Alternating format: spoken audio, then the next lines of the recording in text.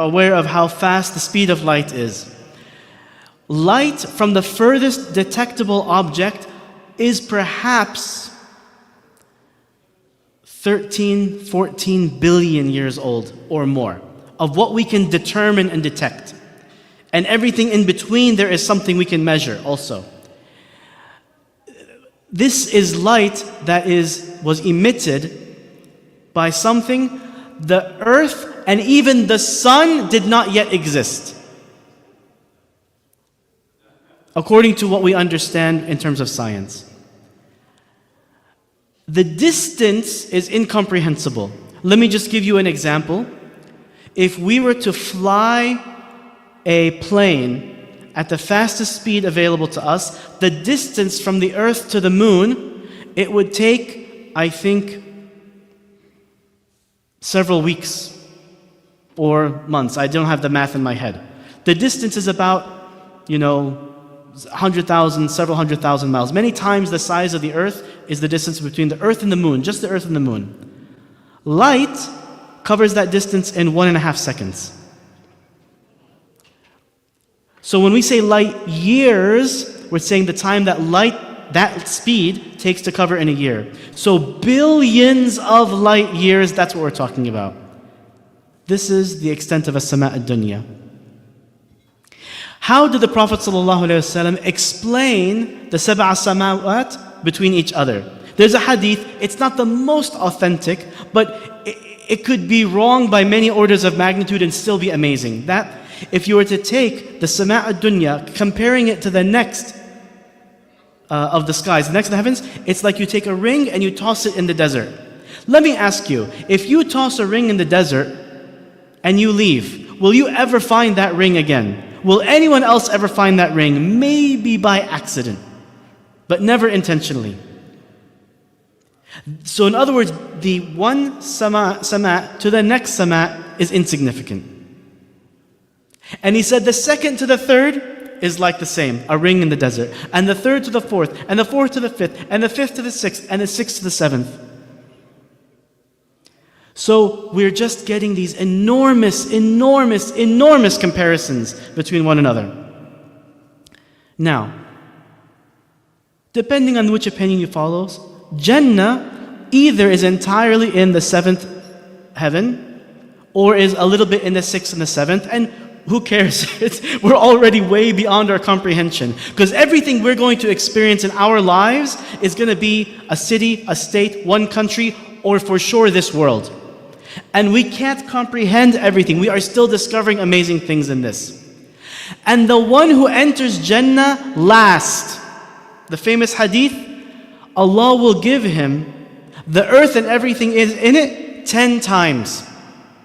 And then whatever he wants after that. So Jannah is very vast. But the hadith didn't stop from there. What's the ayah that everyone knows, that we know is the greatest ayah? Ayatul Kursi. What is the Kursi? Unfortunately, I've seen it mistranslated as the throne. But actually the Kursi is not the throne yet. It's actually what you step up to reach the throne. So it is subservient to the throne. The Kursi, to the greatest of the samawat, is like a ring in the desert. And then you have the arsh of Allah subhanahu wa ta'ala, the greatest of all of Allah's creation, the most magnificent thing in Allah's creation. The Kursi is like a ring in the desert to it.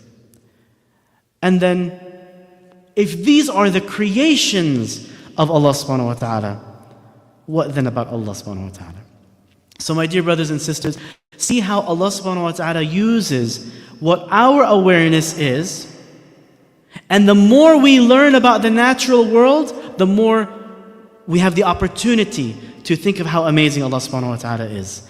The people of the past, when they thought of sama' ad-dunya, it's what they could see, which was amazing. Any night, go camping. MashaAllah, my family and I, we have been discovering the beautiful parks, especially in East Texas, and I think there's more in other places.